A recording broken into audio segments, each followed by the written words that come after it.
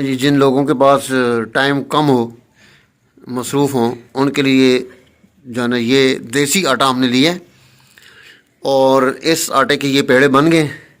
और अब इस तरह से ये इसके ना वो हम बना रहे हैं।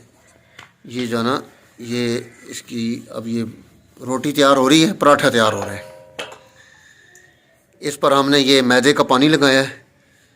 इस तरह से पानी लगा लेना है। ये मैदा है।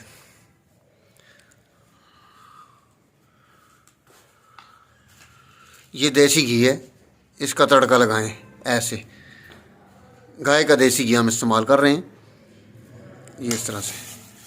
और ये छन्नी में आपने मैदा साथ रखना है, ये ऊपर इस तरह से इसको लगा लेना है ताकि ये जो ना ये एक बेहतरीन चीज़ आपकी। अब ये इस तरह से इसको आप पैक करते जाएं, आगे करके पीछे वापस लाना है।